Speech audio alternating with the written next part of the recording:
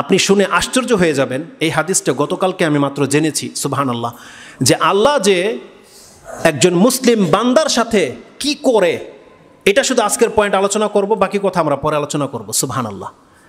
আপনার দায়িত্ব হচ্ছে যেই দিন থেকে আপনার আকল হয়েছে, আপনি আল্লাহকে চিনতে পেরেছেন, ওই দিন থেকে মৃত্যুর পূর্ব মুহূর্ত পর্যন্ত আপনার দায়িত্ব আপনার ঈমানকে বাঁচিয়ে রাখা। এটা আপনার দায়িত্ব, এটা আল্লাহ করবেন আপনাকে। আল্লাহ বলছে তুমি আল্লাহর সাথে শিরিক করো না, এনিহাউ, কোনো অবস্থাতে।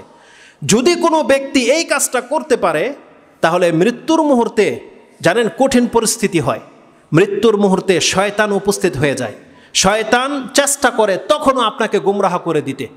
আল্লাহ সুবহানাহু ওয়া তাআলা বলছেন, বান্দা একটা সুসংবাদ তোমরা গ্রহণ করো, যেই ব্যক্তি এই জমিনে সুস্থ থাকা অবস্থায় আমার বান্দা ছিল, আমার ইবাদত করেছে, আমার সাথে শিরিক করেনি, সেই ব্যক্তি অসুস্থ হয়ে গেলে মৃত্যু মুহূর্তে আমি আল্লাহ তার ইমানের হেফাজতের দায়িত্ব নিয়ে নিলাম।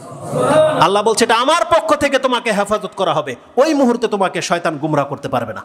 জীবনের পুরোটা জীবন আপনি আল্লাহর পথে হেঁটেছেন, আল্লাহ বলছেন একে কোনোদিন শয়তান মৃত্যু মুহূর্তে গুমরাহ করতে পারবে না। আল্লাহ সুবহানাহু ওয়া তাআলা কোথায় বলেছে? কোরআনে আল্লাহ সুবহানাহু ওয়া তাআলা সূরা ফুসসিলাত হামিম সাজদা 41 নম্বর সূরার 30 নম্বর আয়াতে আল্লাহ বলছেন, ইন্নাল্লাযিনা ক্বালু রাব্বুনাল্লাহু সুম্মা ইসতাকামু, যেই ব্যক্তি বলবে আমার প্রতিপালক আল্লাহ, আর এটা বলার পরে সে এটার উপরে স্ট্রিক্ট থেকেছে, স্থির থেকেছে, কায়েম থেকেছে, আল্লাহ বলছেন তাতানাজ্জালু আলাইহিমুল মালাইকা আল্লা তাখাফু ওয়া লা তাহজানু ওয়া আবশিরু বিল জান্নাতি আল্লাতী কুনতুম তুআদুন নাহনু আউলিয়াউকুম ফিল হায়াতিদ দুনিয়া ওয়া ফিল আখিরাহ ইলা আখিরিল আয়াত। এই আয়াত আল্লাহ সুবহানাহু ওয়া তাআলা বলছেন, যেই ব্যক্তি বলবে ইন্নাল্লাযিনা ক্বালু রাব্বুনাল্লাহ, আমার প্রতিপালক হচ্ছেন আল্লাহ, এখানে রব বলেছে, শুধু ইলাহ বলেনি আল্লাহ, রব। তার মানে রব হচ্ছে আপনার জীবনের যত প্রয়োজন আছে যিনি পুরা করে তিনি হচ্ছে আপনার রব।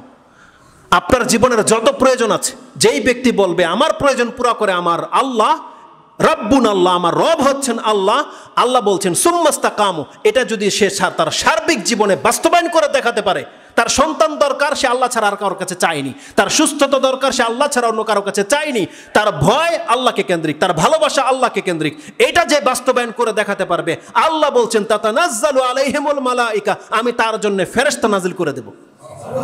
ইমাম বুখারী রাহিমাহুল্লাহ বলছেন কখন ফেরেশতা নাজিল করা হবে? ইনদাল মৌত।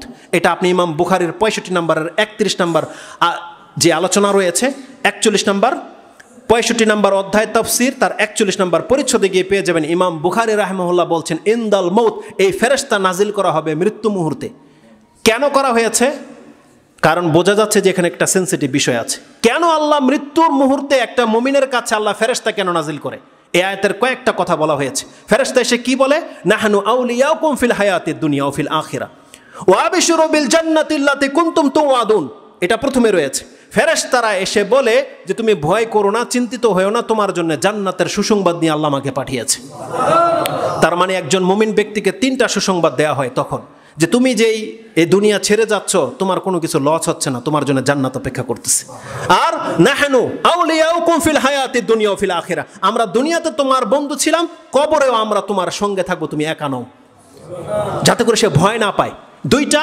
আর 3য়টা যেটা হাদিস দিয়ে ব্যাখ্যা করা যাবে সেটা হচ্ছে এই মুহূর্তে শয়তান উপস্থিত হয়ে যায় গুমরাহ করার জন্য, আল্লাহ সম্পর্কে বাজে মন্তব্য তার মধ্যে ঢুকিয়ে দেয় এবং তার বেখেয়ালি করে দেয়, যাতে করে সে লা ইলাহা ইল্লাল্লাহ বলতে না পারে, আল্লাহর উপরে ঈমানের উপরে সে টিকে না থাকতে পারে। শয়তান সেখানে উপস্থিত হয়ে যায়। 2টা হাদিস দিয়ে আমি আপনাকে সেটা প্রমাণ করব যে মৃত্যু মুহূর্তে শয়তান যে উপস্থিত হয়ে যায়। দেখেন, একটা হাদিস যেটা মুসনাদে আহমদে রয়েছে এবং ওই হাদিসটিকে আপনার মুসনাদে আহমদ, আবি আলা এবং দোয়া লিতাবারানির কিতাবে রয়েছে, সাহিহুল জামেতে রয়েছে এবং সাহিহা সিলসিলাতুল হাদিসা সাহিহার মধ্যে রয়েছে। মুসনাদে আহমদে হাদিসটি 11244 রয়েছে, আবি আলাতে 1273 রয়েছে এবং লিতাবারানির একটা কিতাব রয়েছে দোয়া, এই দোয়ার কিতাবে তিনি 1779 এনেছেন। সাহিহ আল জামের মধ্যে 1650 রয়েছে এবং সাহিহ সিলসিলাতুল আহাদিস সাহিহার মধ্যে 104-এ নাসিরুদ্দিন আলবানী এই সনদটাকে হাসান বলেছে। বিদায় আমি আপনার কাছে হাদিসটাকে কোট করছি।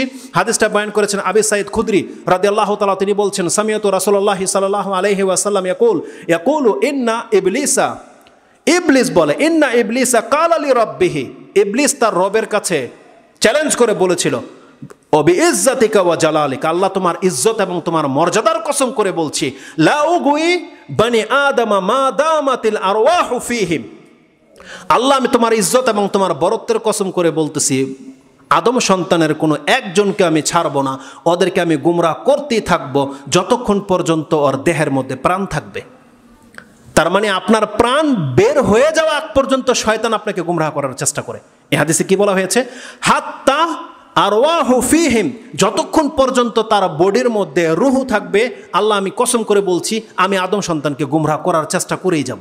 তিনি বলছেন, বিইজ্জাতিকা ওয়া জালালি লা আবরাহু উগিয়া বানি আদম মা দামাতিল আরওয়াহু ফীহিম, যতক্ষণ পর্যন্ত আদম সন্তানের দেহে তার প্রাণ আছে ততক্ষণ পর্যন্ত আমি তাকে গুমরাহ করার জন্য আমার কাজ আমি চালিয়ে যাব। এটা শয়তানের পক্ষ থেকে চ্যালেঞ্জ, যেই হাদিস থেকে প্রমাণ হয় শয়তান আপনার মৃত্যু মুহূর্ত পর্যন্ত আপনাকে গুমরাহ করার জন্য প্রচেষ্টা করতে থাকে। সাথে আল্লাহর একটা রহমত রয়েছে, ওটা আমি আপনাকে শুনিয়ে দিই। হাদিসে রয়েছে, যখন শয়তান এইভাবে চ্যালেঞ্জ করেছে, আল্লাহ সুবহানাহু ওয়া তাআলা তার মুমিন বান্দাদের জন্য জবাবে শয়তানকে কি বলেছিল সেটা আপনি শুনে নেন। আল্লাহ সুবহানাহু ওয়া তাআলা বলছেন, ফাকাল আল্লাহু আযজা ওয়া জাল ফাবিইজ্জাতি ওয়া জালালি, শয়তান তো এটা ভালো করে শুনে রাখ, আমি আমার মর্যাদা এবং ইজ্জতের কসম করে বলছি, লা আবরাহু, আমিও ক্ষান্ত হব না, আগফিরু লাহুম মা আস্তাগফারুনি, যেই ব্যক্তি আমার কাছে ক্ষমা চাইতে থাকবে আমি ওকে ক্ষমা করতেই থাকবো। সুবহানাল্লাহ। একটা ব্যক্তি যদি আল্লাহর উপরে ভরসায় রাখে, তাহলে মানে শয়তান ওকে দিয়ে কত পাপ করাবে। পাপ হয়ে গেছে, আপনি যদি বলেন আল্লাহ আমাকে মাফ করে দাও, আল্লাহ বলছেন যখনই আমার কাছে ক্ষমা চাইবে তখনই আমাকে মাফ করে দেবো। এটা হচ্ছে একজন মুওয়াহিদ বান্দার সাথে আল্লাহ সুবহানাহু ওয়া তাআলার আচরণ। আল্লাহ বলছেন তুই কত পাপ করাবি তাকে দিয়ে, কি গুমরাহ করবি তুই, যদি ও আমার কাছে ক্ষমা চায়। এখানে শর্ত হচ্ছে মা আস্তাগফারুনি, যখনই ও আমাকে ক্ষমা চাইবে আমি তখনই ওকে ক্ষমা করে দেবো। আর আল্লাহ বলছে এটা আমি ক্ষান্ত হব না, মা আবরাহু, আমি ক্ষান্ত হব না, যে কোনো একটা সময় এটা হবে যে ও তো বারবার পাপ করে থাকর আর মাফ করবো না। আল্লাহ বলছে এমনটা হবে না, ও যতবার পাপ করবে, যতবার বলবে আল্লাহ আমাকে ক্ষমা করে দাও, আল্লাহ বলছে আমি তখনই তাকে ক্ষমা করে দেবো। এই হাদিসের মধ্যে সেটা প্রমাণ হয়। তাহলে ইনশাল্লাহ ওটা আমরা ক্ষমার আলোচনার মধ্যে উল্লেখ করব। আপনাকে শুধু এই হাদিস দিয়ে এটা প্রমাণ করতে চাচ্ছি যে শয়তান আপনার মৃত্যু মুহূর্ত পর্যন্ত কিন্তু আপনাকে গুমরাহ করার জন্য চেষ্টা করে থাকে। আর আল্লাহ কি বলছেন? তাতানাজ্জালু আলাইহিমুল মালাইকা, আর তখন ওই মুহূর্তে ফেরেশতা নাজিল করে দিয়ে শয়তানকে আপনার কাছে আসতে দেওয়া হবে না। আপনি জানেন এই বিষয়টা কতটা সেন্সিটিভ। রাসূলুল্লাহ সাল্লাল্লাহু আলাইহি ওয়াসাল্লাম তিনি আল্লাহর কাছে আশ্রয় চাইতেন। গত একটা খুতবার মধ্যে, একটা বক্তব্যের মধ্যে আমি আশ্রয় নিয়ে আলোচনা করেছিলাম। আমাদের এই মসজিদের কমিটির এক ভাই বলেছিল যে ভাই আপনি আমাদের মসজিদে আলোচনাটা করেন। ইনশাল্লাহ করব, একটা সময় আসলে এটা করব। অত্যন্ত সেন্সিটিভ একটা বিষয়। সেটা কি ছিল? আপনি আপনার এই লাইফে, জীবনে যত রকমের বিপদ আপদ আছে, আপনি যদি এক এক করে আল্লাহর কাছে আশ্রয় চাইতে থাকেন, কিয়ামত পর্যন্ত দুনিয়ার বিপদগুলো আপনাকে স্পর্শ করতে পারবে না। আর যদি পরকালের বিপদ হয়, সেটা কবরের আযাব হোক, জাহান্নামের আযাব হোক, আপনি যদি আল্লাহর কাছে আশ্রয় চান প্রতিদিন, কিয়ামতের মাঠে মরার পরে আপনাকে তা থেকে মুক্ত করে দেওয়া হবে। এই জন্য রাসূল সাল্লাল্লাহু আলাইহি ওয়াসাল্লাম প্রত্যেক নামাজে কি বলতেন? আল্লাহুম্মা ইন্নী আউযু বিকা মিন আযাবিল কবর, আল্লাহুম্মা ইন্নী আউযু বিকা মিন আযাবি জাহান্নাম। এগুলো থেকে রাসূলুল্লাহ সাল্লাল্লাহু আলাইহি ওয়াসাল্লাম আল্লাহর কাছে আশ্রয় চাইতেন। এবং তিনি আশ্রয় কি চাইতেন? আল্লাহুম্মা ইন্নী আউযু বিকা মিন ফিতনাতিল মাহিয়া ওয়াল মামাত, আল্লাহ আমার জীবন এবং মৃত্যুর ফিতনা থেকে আমি তোমার কাছে আশ্রয় চাচ্ছি। এই হাদিসগুলো আপনি কখন বুঝতে পারবেন? এই হাদিসগুলো দিয়ে বুঝতে পারবেন যে মৃত্যুর ফিতনা কি।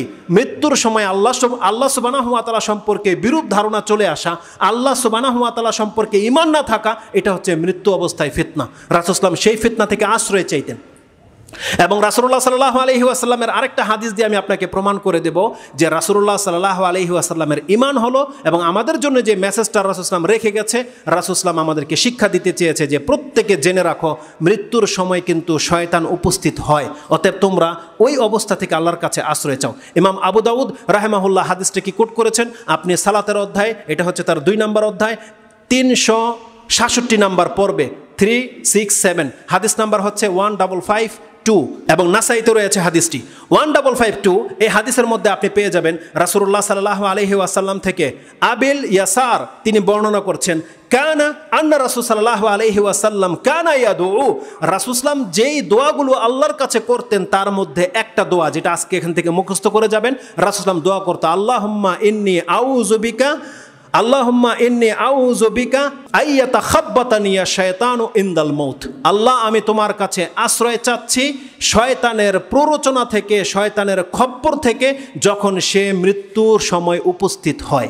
তার মানে রাসূল সাল্লাল্লাহু আলাইহি ওয়াসাল্লামের হাদিস প্রমাণ করছে যে মৃত্যুর সময় শয়তান উপস্থিত হয়। রাসূল সাল্লাল্লাহু আলাইহি ওয়াসাল্লাম বলছেন আল্লাহুম্মা ইন্নী আউযু বিকা আইয়াতাখাব্বাতানি শায়তানু ইনদাল মৌত, আল্লাহ শয়তান যেন আমার মৃত্যু মুহূর্তে আমাকে ছিনিয়ে নিতে না পারে, আমাকে যেন গুমরা করতে না পারে, আল্লাহ সেই মুহূর্ত থেকে আমি তোমার কাছে আশ্রয় চাচ্ছি।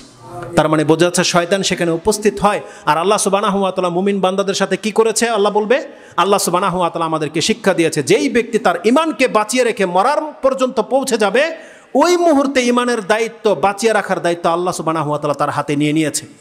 আল্লাহ বলছে তুমি তোমার ইমানকে বাঁচিয়ে রাখো, মৃত্যু মুহূর্তে বান্দা, যেহেতু আল্লাহ বলেছে আমি তোমাকে সার্বিক নিরাপত্তা দিয়ে দেব, এটাই হচ্ছে নিরাপত্তার গ্যারান্টি। যার ইমান নিয়ে সে মরতে পারবে, সে কবরের আযাব থেকে বাঁচতে পারবে, জাহান্নামের আগুন থেকেও সে মুক্ত হতে পারবে।